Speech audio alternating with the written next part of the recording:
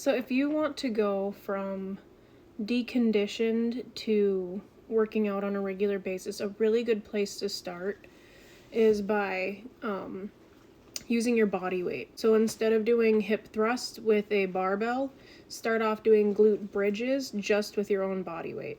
Once you can do 3 sets of 10 of those pretty easily and you're not feeling like it's adding a lot of resistance, then you can move into using like a 15-pound barbell, learning how to do the proper form for a hip thrust. It still engages the same muscles, but it kind of teaches you what to feel for in that. I just Googled strength training to see what people were doing. If you want to do calf raises, instead of using the machine, go up one stair in your house. Make sure you keep your balance and just raise up onto your toes repeatedly, again with your body weight. That'll start to build those muscles, and then go to the machine after that to add weight. A barbell back squat. I would really recommend using a hex bar first, because it's not spine loading, and it's a lot easier to learn the form of a squat without increasing the risk. You don't really, it's always good to have a spotter. Like, let's say that first. You want a spotter. But if you don't have one, a hex bar, you're lifting it up off the floor and putting it back down on the floor. So if you were unable to lift it, you would just set it back down and you wouldn't worry about it crushing you, strangling you, or any of those horrors we've seen at the gym. I would say be careful using added weights, doing any sort of twisting movement if you're deconditioned. Start off again with just body weight and learning how to twist your body. The last thing you want is like a slip disc or any sort of back or ab injury. Make sure when you're doing any of these workouts, you're pulling your core towards your spine. Don't push out. You don't want hernias. Strength training is honestly the best way to build muscle and lose weight.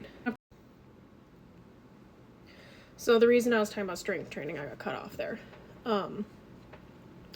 is because you can use a lot of heavy weights and build muscle, and you're not going to start looking like any of these extreme bodybuilders. A lot of them are using steroids to get to that big.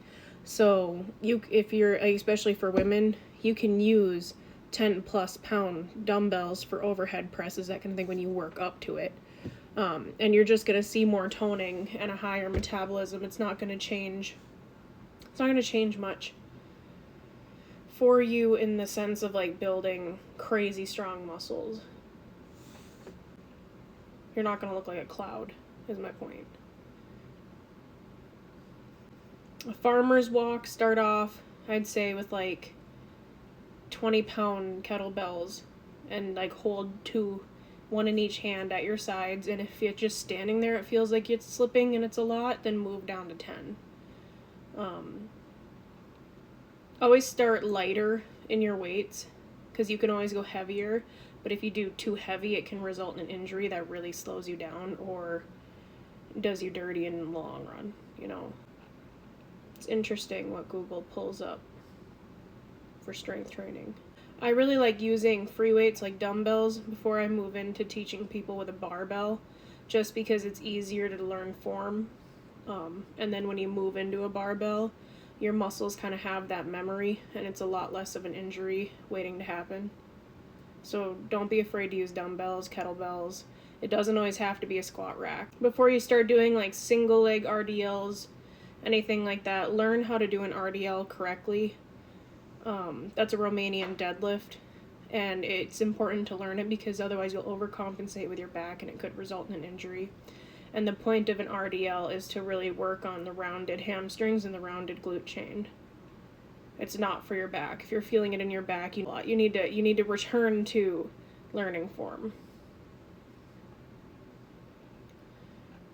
But honestly, I would recommend strength training over anything else. Even if you're just learning how to do it, you're using light weights, you're only doing it 30 minutes at a time, it's better than nothing. So, thanks for hanging out with us, and good luck, and let me know. I might be pregnant, but I'm still here to help.